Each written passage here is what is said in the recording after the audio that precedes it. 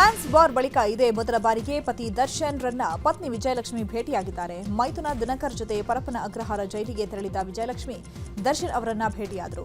ಅರ್ಧ ಗಂಟೆ ಕಾಲ ದರ್ಶನ್ ಜೊತೆ ವಿಜಯಲಕ್ಷ್ಮಿ ದಿನಕರ್ ಮಾತನಾಡಿದರು. ಫ್ಯಾನ್ಸ್ ವಾರ್ ಬಗ್ಗೆ ಹಾಗೂ ಹೊರಗೆ ಏನೇನ್ ಆಗ್ತಾ ಇದೆ ಅನ್ನುವ ಬಗ್ಗೆ ಮಾಹಿತಿ ಕೊಟ್ಟಿದ್ದಾರೆ. ಈ ವೇಳೆ ದರ್ಶನ್ಗೆ ಹಣ್ಣುಗಳನ್ನು ನೀಡಿದರು. ಇನ್ನು ದರ್ಶನ್ ಭೇಟಿ ಬಳಿಕ ವಿಜಯಲಕ್ಷ್ಮಿ ಖುಷಿಯಾಗಿದ್ದಾರೆ. ಜೈಲಿನಿಂದ ಕಾರಿನಲ್ಲಿ ಹೊರಡುವಾಗ ವಿಜಯಲಕ್ಷ್ಮಿ ರೀಲ್ಸ್ ಮಾಡಿ ಸೋಷಿಯಲ್ ಮೀಡಿಯಾದಲ್ಲಿ ಅಪ್ಲೋಡ್ ಮಾಡಿದ್ದಾರೆ. ಏನೋ ಒಂಥರ ಚಂದ, ಜೊತೆಯಲ್ಲಿ ನಾವು ಕಳೆಯೋ ಕ್ಷಣ ಎಂಬ ಹಾಡಿಗೆ ರೀಲ್ಸ್ ಮಾಡಿ ಸ್ಮೈಲ್ ಕೊಟ್ಟರು. ಹುಬ್ಬಳ್ಳಿಯಲ್ಲಿ ಕಿಚ್ಚ ಸುದೀಪ್ ಮಾರ್ಕ್ ಇವೆಂಟ್ನಲ್ಲಿ ಹೇಳಿದ ಮಾತು ಭಾರಿ ಸುದ್ದಿಯಾಗಿತ್ತು. ಹುಬ್ಬಳ್ಳಿಯಲ್ಲಿ ಪೈರಸಿ ವಿರುದ್ಧ ನಾನು ಯುದ್ಧ ಸಾರಿದ್ದು ಅಂತ ಸುದೀಪ್ ಮಾತಿಗೆ ಫ್ಯಾನ್ಸ್ ಬೆಂಬಲ ಸೂಚಿಸ್ತಾ ಇದ್ದಾರೆ. ಪರೋಕ್ಷವಾಗಿ ದರ್ಶನ್ ಫ್ಯಾನ್ಸ್ ವಿರುದ್ಧ ಕಿಚ್ಚನ ಅಭಿಮಾನಿಗಳು ಮಾತಿನ ಸಮರ ಸಾರಿದ್ದಾರೆ. ಕಿಚ್ಚನ ಅಭಿಮಾನಿಗಳು ಪೈರಸಿ ಪಡೆಯ ವಿರುದ್ಧ ಕಿಚ್ಚನ ಪಡೆ ಎಂಬ ಸಂದೇಶ ರವಾನಿಸಿದ್ದಾರೆ. ಕೆಲ ಅನಕ್ಷರಸ್ಥ ಅಂಧ ಅಭಿಮಾನಿಗಳಿಂದ ಸಮಾಜದ ಸ್ವಾಸ್ಥ್ಯ ಹಾಳಾಗ್ತಾ ಇದೆ. ಚಿತ್ರರಂಗದಲ್ಲಿ ಬೇರೆಯವರು ಬೆಳೆಯಬಾರದು ಎಂಬ ಅಸೂಯೆ ಇದೆ ಅಂತ ಆಕ್ರೋಶ ವ್ಯಕ್ತಪಡಿಸ್ತಾನೆ ಇದ್ದಾರೆ. ಇನ್ನು ದರ್ಶನ್ ಹಾಗೂ ಸುದೀಪ್ ನಡುವಿನ ಫ್ಯಾನ್ಸ್ ನಡುವೆ ವಾರ್ ವಿಚಾರಕ್ಕೆ ಹಾಸ್ಯ ನಟ ಸಾಧು ಕೋಕಿಲ ಪ್ರತಿಕ್ರಿಯಿಸಿದ್ದಾರೆ. ವಿಧಾನಸೌಧದಲ್ಲಿ ಮಾತನಾಡಿದ ಸಾಧು ಕೋಕಿಲ, ಹೊರಗೆ ದೊಡ್ಡ ವಾರ್ ಆಗ್ತಾ ಇದೆ, ಅದು ಶಾಂತವಾಗಲಿ ಅಂತ ಕೇಳ್ಕೊಳ್ತೇನೆ. ನಂತರ ಸುದೀಪ್, ದರ್ಶನ್, ಯಶ್, ಅಪ್ಪು ಸರ್, ಶಿವರಾಜ್ ಕುಮಾರ್ ಫ್ಯಾನ್ಸ್ ಎಲ್ಲರೂ ನನ್ನ ಫ್ಯಾನ್ಸ್ ಅಂತ ಹೇಳಿ ಅಲ್ಲಿಂದ ಹೊರಟರು. ಹಿರಿಯ ನಟನಾಗಿ ಒಂದೇ ಒಂದು ಹೇಳಕ್ಕೆ ಇಷ್ಟಪಡ್ತೀನಿ. ದರ್ಶನ್ ಫ್ಯಾನ್ಸ್, ಸುದೀಪ್ ಫ್ಯಾನ್, ಅವರು Yash fan, Appu sir fan ಅಂದರೆ ಪುನೀತ್ ರಾಜ್ಕುಮಾರ್ ಫ್ಯಾನ್, ಶಿವರಾಜ್ ಕುಮಾರ್ ಫ್ಯಾನ್, ಉಪೇಂದ್ರ ಅವ್ರ ಫ್ಯಾನ್, ಎಲ್ಲರೂ ನನ್ನ ಫ್ಯಾನ್ ಆಗಿರೋದ್ರಿಂದ ಎಲ್ರಿಗೂ ಒಳ್ಳೆಯದು. ಹಾಗೆಯೇ ವಿಧಾನಸೌಧದಲ್ಲಿ ನಟ ನಿರ್ದೇಶಕ ತರುಣ್ ಸುಧೀರ್ ಮಾತನಾಡಿ, ಸುದೀಪ್ ಸರ್ ಅವರು ಬೇರೆ ಏನೋ ದೃಷ್ಟಿಯಲ್ಲಿ ಹಾಗೆ ಮಾತನಾಡಿರಬಹುದು. ಎಲ್ಲಾ ನಟರಿಗೂ ಪೈರಸಿ ಬಗ್ಗೆ ಆತಂಕ ಇದೆ. ಸುದೀಪ್ ಸರ್, ವಿಜಯಲಕ್ಷ್ಮಿ ಮೇಡಮ್ ಹೇಳಿಕೆಗಳಿಗೂ ರಾಂಗ್ ಕನೆಕ್ಷನ್ ಆಗಿರಬಹುದು. ಇವರ ಹೇಳಿಕೆಗಳ ಬಗ್ಗೆ ತಪ್ಪು ಅಭಿಪ್ರಾಯ ಪಡುವುದು ಅಗತ್ಯ ಇಲ್ಲ ಅಂತ ಹೇಳಿದ್ದಾರೆ. ಆಗ್ತಾ ಇರೋದು ಒಂದು ಹೊಸ ಇಶ್ಯೂ ತರೋದು ಅಥವಾ ಏನೋ ಸಿನಿಮಾ ನಮ್ಮ ಚಿತ್ರರಂಗದಲ್ಲಿ ಆಗ್ತಿರೋದು ಅಂತಲ್ಲ, ಇದು ಇಂಡಿಯನ್ ಲೆವೆಲಲ್ಲಿ ಎಲ್ಲ ಇಂಡಸ್ಟ್ರಿನಲ್ಲೂ ಇದೆ. ನೀವು ತೆಲುಗುಗೆ ಹೋದ್ರೆ ಇದಕ್ಕಿಂತ ವರ್ಸ್ಟ್ ಲೆವೆಲಲ್ಲಿ ಇದೆ, ತಮಿಳಿಗೆ ಹೋದ್ರೆ ಇನ್ನೂ ಹಂಗಿದೆ. ಸೊ ಹಾಗಾಗಿ ಒಂದೇನು ಅಂತಂದ್ರೆ, ಈಗ ಕೆಲವು ಕಮೆಂಟ್ಸ್ ಬರುತ್ತೆ ಅಂತ ಹೇಳ್ತೀವಿ, ನೆಗೆಟಿವ್ ಕಮೆಂಟ್ಸ್ ಬರುತ್ತೆ. ಯಾರೇ ನೀವೇ ಒಂದು ಪೋಸ್ಟ್ ಹಾಕಿ ಮೇಡಮ್, 10ರಲ್ಲಿ 1 ನೆಗೆಟಿವ್ ಕಮೆಂಟ್ಸ್ ಬಂದೇ ಬರುತ್ತೆ. ಅವ್ರು ನಿಮ್ಮ ಫ್ಯಾನು ಇನ್ನೊಂದು ಅಲ್ಲ. ಸೊ ಹಾಗೆ ಕೆಲವರ ತುಂಬ ಮಿನಿಮಲಿಸ್ಟಿಕ್ ಜನರದ್ದು ಆ ಥರದ್ದು ಒಂದು ಮೈಂಡ್ ಸೆಟ್ ಇದೆ. ಅವ್ರು ಖಂಡಿತವಾಗ್ಲೂ ಯಾರು ಫ್ಯಾನ್ಸ್. ಬೆಂಗಳೂರಿನ ಚಿನ್ನಸ್ವಾಮಿ ಕ್ರೀಡಾಂಗಣದಲ್ಲಿ ನಾಳೆ ನಡೆಯಬೇಕಾಗಿದ್ದ ವಿಜಯ್ ಹಜಾರೆ ಟ್ರೋಫಿ ಪಂದ್ಯ ರದ್ದಾಗಿದೆ. ಚಿನ್ನಸ್ವಾಮಿ ಕ್ರೀಡಾಂಗಣದಲ್ಲಿ ಪಂದ್ಯ ನಡೆಸೋಕೆ ಕೆಎಸ್ಸಿಎ ಮನವಿಯನ್ನ ಸರ್ಕಾರ ತಿರಸ್ಕಾರ ಮಾಡಿದೆ. ವಿಜಯ್ ಹಜಾರೆ ಪಂದ್ಯಕ್ಕೆ ಅನುಮತಿ ಕೊಡಲ್ಲ ಅಂತ ಹೇಳಿದೆ. ಹಾಗಾಗಿ ನಾಳೆ ದೇವನಹಳ್ಳಿ ಬಳಿ ಎನ್ಸಿಎ ಮೈದಾನದಲ್ಲಿ ವಿಜಯ್ ಹಜಾರೆ ಟ್ರೋಫಿ ನಡೀತಾ ಇದೆ.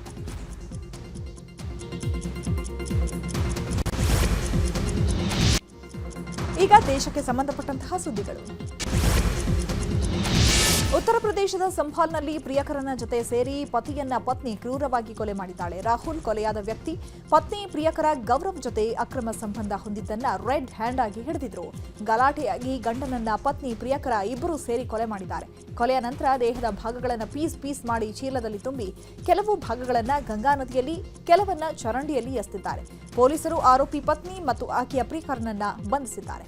ಕೊಲೆಗೆ ಬಳಸಿದ ಕೋಲುಗಳು, ಸುತ್ತಿಗೆ, ಗ್ರೈಂಡರ್ ಮತ್ತು ಪಾಲಿಥಿನ್ ವಶಕ್ಕೆ ಪಡೆಯಲಾಗಿದೆ.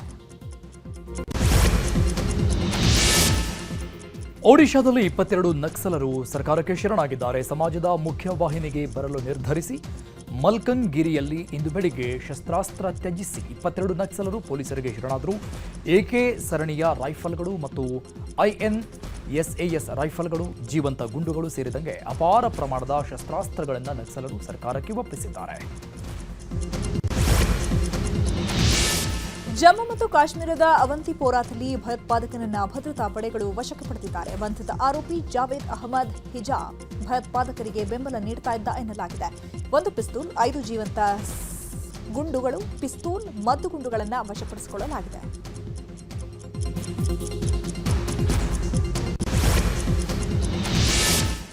ಉತ್ತರ ಪ್ರದೇಶ ಗಾಜಿಪುರದಲ್ಲಿ ನಡೆದ ವಿವಾಹ ಸಮಾರಂಭವು ಎಲ್ಲರ ಗಮನ ಸೆಳೆದಿದೆ. ಸಹೋದರಿ ಮದುವೆಯನ್ನ ಬಹಳ ಆಡಂಬರದಿಂದ ಮಾಡಿದ ಅಣ್ಣ ಭಿಕ್ಷುಕರನ್ನ ಕರೆಸಿ ಅವರಿಗೆ ಅತಿಥಿ ಸತ್ಕಾರ ಮಾಡಿದ್ದಾನೆ.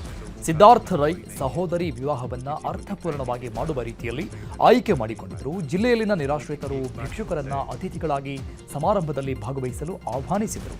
ಭಿಕ್ಷುಕರನ್ನ ವಾಹನಗಳ ವಾಹನಗಳನ್ನು ಮದುವೆ ಮನೆಗೆ ಕರೆತಂದು ಬಗೆ ಬಗೆಯ ತಿನಿಸುಗಳನ್ನು ಮಾಡಿಸಿ ಊಟ ಹಾಕಿಸಿದ್ರು. ಅಲ್ಲದೆ ಭಿಕ್ಷುಕರಿಗೆ ಹಣದ ಸಹಾಯ ಮಾಡಿ ಅತಿಥಿ ಸತ್ಕಾರ ಮಾಡಿದ್ದಾರೆ. ಕಾಂಗ್ರೆಸ್ ನಾಯಕಿ ಪ್ರಿಯಾಂಕಾ ಗಾಂಧಿಯನ್ನ ಪ್ರಧಾನಿಯಾಗಿ ಮಾಡ್ತೀವಿ, ಇಂದಿರಾ ಗಾಂಧಿಯಂತೆ ಹೇಗೆ ಸೇಡು ತೀರಿಸಿಕೊಳ್ತಾರೆ ಅನ್ನೋದನ್ನ ನೋಡ್ತಾ ಇರಿ ಅಂತ ಕಾಂಗ್ರೆಸ್ ಸಂಸದ ಇಮ್ರಾನ್ ಮಸೂದ್ ಹೇಳಿದ್ದಾರೆ. ಬಾಂಗ್ಲಾದೇಶದಲ್ಲಿ ಅಲ್ಪಸಂಖ್ಯಾತರ ವಿರುದ್ಧದ ಹಿಂಸಾಚಾರ ಹೆಚ್ಚಳ ಕುರಿತು ಪ್ರಿಯಾಂಕಾ ಗಾಂಧಿ ಹೇಳಿಕೆಯನ್ನ ಸಮರ್ಥಿಸಿಕೊಂಡರು. ಪ್ರಿಯಾಂಕಾ ಗಾಂಧಿ ವಾದ್ರಾ ಅವರನ್ನ ಪ್ರಧಾನಿಯನ್ನಾಗಿ ಮಾಡಿದ್ರೆ ತನ್ನ ಅಜ್ಜಿ ಇಂದಿರಾ ಗಾಂಧಿಯಂತೆ ಹೇಗೆ ಸೇಡು ತೀರಿಸಿಕೊಳ್ತಾರೆ ಅನ್ನೋದನ್ನ ನೋಡ್ತಾ ಇರಿ ಅಂತ ಹೇಳಿದ್ದಾರೆ. ಈಗ ವಿದೇಶದ ಪ್ರಮುಖ ಸುದ್ದಿಗಳನ್ನು ನೋಡೋಣ.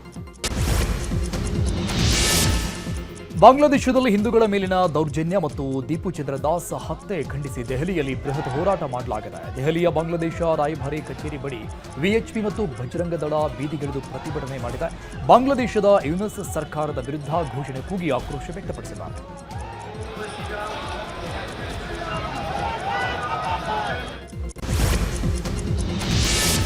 ಜರ್ಮನ್ ಪ್ರವಾಸದಲ್ಲಿರುವ ಕಾಂಗ್ರೆಸ್ ನಾಯಕ ರಾಹುಲ್ ಗಾಂಧಿ ಭಾರತದ ಪ್ರಜಾಪ್ರಭುತ್ವದ ಕುರಿತು ವಿವಾದಾತ್ಮಕ ಹೇಳಿಕೆ ನೀಡಿದ್ದಾರೆ. ಬರ್ಲಿನ್ನಲ್ಲಿ ಮಾತನಾಡಿರುವ ರಾಹುಲ್, ನಮ್ಮ ಗುಪ್ತಚರ ಸಂಸ್ಥೆಗಳು ಇಡಿ ಮತ್ತು ಸಿಬಿಐ ಪಕ್ಷಪಾತಿಯಾಗಿ ವರ್ತಿಸ್ತಾ ಇವೆ. ಬಿಜೆಪಿ ವಿರುದ್ಧ ಯಾವುದೇ ಪ್ರಕರಣಗಳನ್ನು ದಾಖಲಿಸೋದಿಲ್ಲ. ಭಾರತದಲ್ಲಿ ಪ್ರಜಾಪ್ರಭುತ್ವ ದುರ್ಬಲವಾಗ್ತಾ ಇದೆ ಅಂತ ರಾಹುಲ್ ಗುಡುಗಿದ್ದಾರೆ. ಕಾಂಗ್ರೆಸ್ ಪ್ರಜಾಪ್ರಭುತ್ವ ವಿರೋಧಿ ಅಂತ ಬಿಜೆಪಿ ತಿರುಗೇಟನ್ನ ಕೊಟ್ಟಿದ್ದಾರೆ. ದಿತ್ವಾ ಚಂಡಮಾರುತದಿಂದ ತತ್ತರಿಸಿರುವ ಶ್ರೀಲಂಕಾಗೆ ಭಾರತ ಸರ್ಕಾರ $450 ಮಿಲಿಯನ್ ನೆರವು ಘೋಷಣೆ ಮಾಡಿದೆ. ಆಪರೇಷನ್ ಸಾಗರ್ ಬಂಧು ಹೆಸರಲ್ಲಿ ಶ್ರೀಲಂಕಾಗೆ ಭಾರತ ಸಹಾಯ ಮಾಡಿದೆ. ಕಳೆದ ತಿಂಗಳು ಚಂಡಮಾರುತದಿಂದ ನಲುಗಿದ ಶ್ರೀಲಂಕಾ ಜನರಿಗೆ ಭಾರತೀಯ ಸೇನೆ ಅಪಾರ ಪ್ರಮಾಣದ ಅಗತ್ಯ ವಸ್ತುಗಳನ್ನು ಕಳಿಸಿ ಮಾನವೀಯತೆ ಮೆರೆದಿತ್ತು. ಇಂದು ಶ್ರೀಲಂಕಾಗೆ ಭಾರತೀಯ ವಿದೇಶಾಂಗ ಸಚಿವ ಎಸ್ ಜೈಶಂಕರ್ ಭೇಟಿ ನೀಡಿದ್ದು ಶ್ರೀಲಂಕಾ ಪ್ರಧಾನಿ ಅವರ ಜೊತೆ ಮಹತ್ವದ ಮಾತುಕತೆ ನಡೆಸಿದ್ದಾರೆ.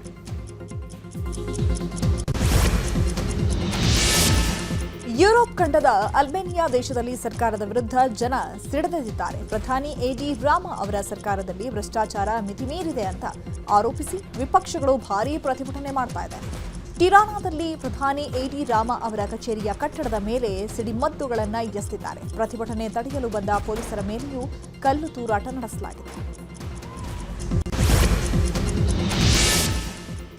ಯುವ ವೈದ್ಯಕೀಯ ರೋಗಿ ಮತ್ತಿತರ 7 ಜನರನ್ನ ಹೊತ್ತೊಯ್ತಾ ಇದ್ದ ಮೆಕ್ಸಿಕನ್ ನೌಕಾಪಡೆಯ ವಿಮಾನವೊಂದು ಗ್ಯಾಲ್ವೆಸ್ಟನ್ ಬಳಿ ಅಪಘಾತಕ್ಕೀಡಾಗಿದ್ದು 5 ಸಾವನ್ನಪ್ಪಿದ್ದಾರೆ. ಟೆಕ್ಸಾಸ್ ಸಮುದ್ರದಲ್ಲಿ ಹುಡುಕಾಟ ಆರಂಭಿಸಲಾಗಿದೆ.